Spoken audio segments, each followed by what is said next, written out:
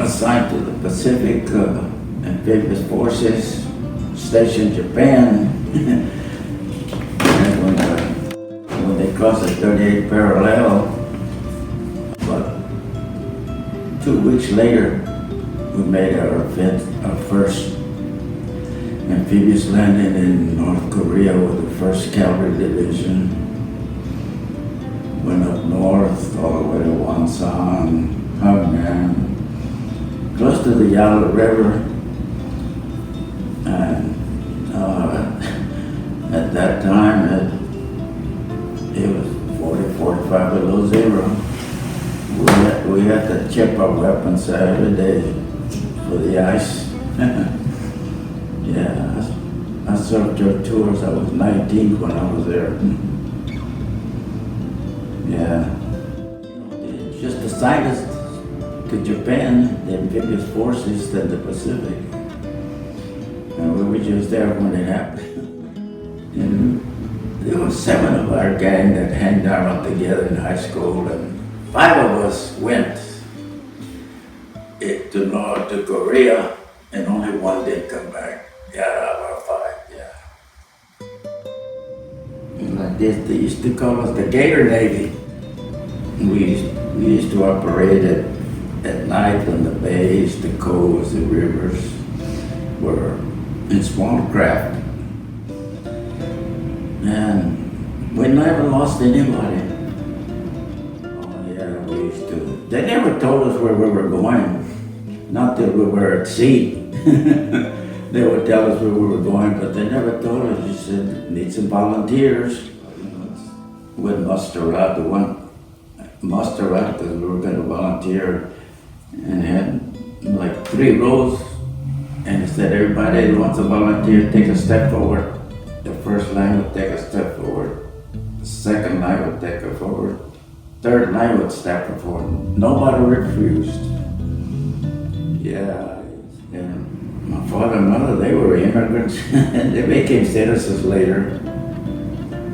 And the rest of the family, we all.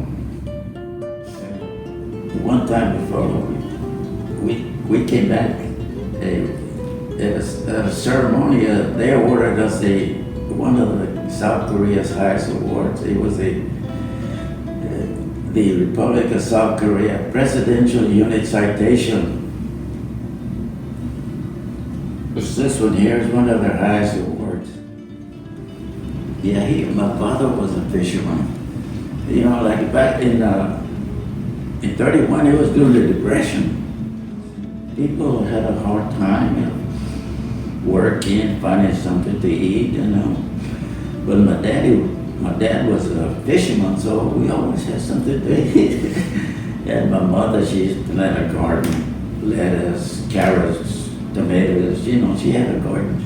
She used to plant. They didn't admit us to go to shops, restaurants.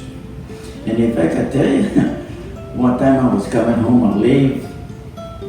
They gave us leave after we had one mission.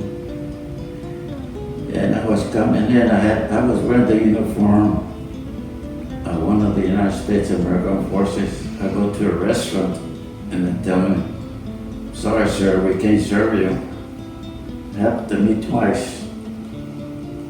I was wearing a uniform, so water fountains, waiting rooms, everything, We couldn't serve in jewelries. So finally, back in 1954, where some of the Latino attorneys got together, they took it all the way to the Supreme Court. And the Supreme Court that we had rights.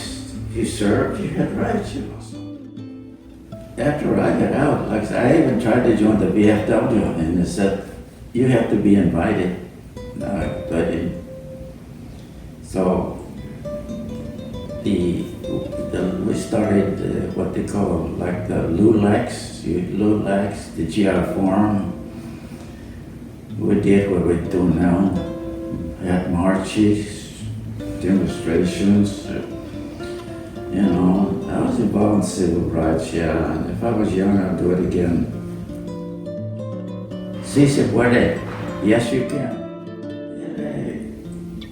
When we were involved in civil rights, our goal was, well, we didn't wanted our kids, our grandkids to go, but we went through, grandparents, parents going through.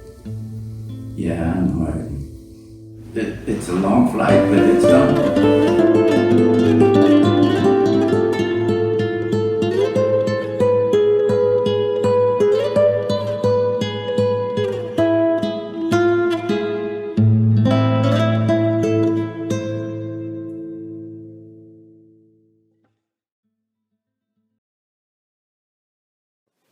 Hector had an R. Whether we go eat hot dogs at the Chihuahua stand here on Port Avenue, or we go eat Chicken Shack, used to be on Leopard, because he'd love to have gizzards, or whether we walk into the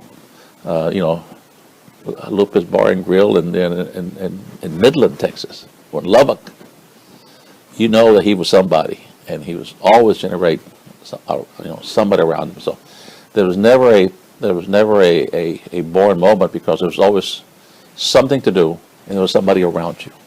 He didn't discriminate. He had blacks, Anglos, mostly the veterans that had come from the World War that were complaining that they weren't getting their checks, they weren't given the proper treatment in the hospitals, they were discriminated in going to schools, they weren't allowed to do many things, and of course, they had just served our country, so that fired him up. That was I think that brought it on more than anything. All the inhumanities that were vested upon our people at that time, the Mexican Americans and the other veterans. I think he was so involved with such important things going on in the country and his life. I think he wanted his children to have as normal a life as possible and as simple as possible, because we were so subject to a lot of the hatred towards him in school, and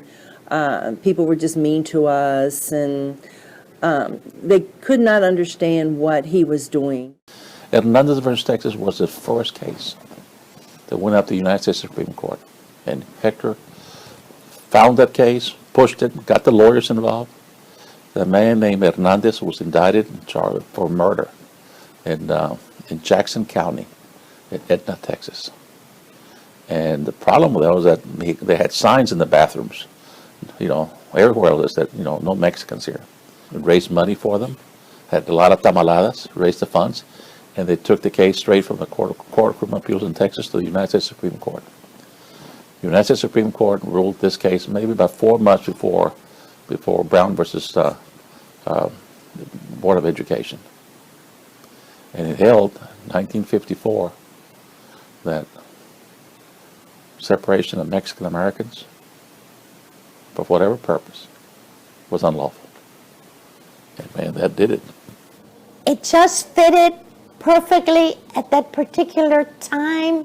He was put there at the right time when he was very much needed, and because of his high education and his kindness, people would approach him for so many things, It was his openness and his great heart towards people. It didn't matter who it was. I think research his life and what he did, and realize all the things he did, how it impacts you today. Not just because you're Hispanic. I think anyone that lives today can look at what he did and go, his accomplishments were important to my life today. He loved this country so much that, all of these things that he went through to get some of the things he accomplished. I mean, he did it without riots and, causing problems. I mean, he did it the right way. He knew the Constitution and the Bill of Rights, like she has said, backwards and forward, and he knew what it meant, stood for. And he knew that it meant that everyone should be treated with equal rights and everyone should have the same opportunity. And it wasn't happening, and he did whatever he needed to do to see that it did happen. Times have changed. I know they've changed, and we all work to something else. But I look at the picture, and I say, God, people don't know how great they have it today because of people like Hector. Because he worked out of only one thing, puro corazón, all heart, because he believed in it. No other reason. Where the people like that come from, I don't know. He just took care of it, took care of this cause.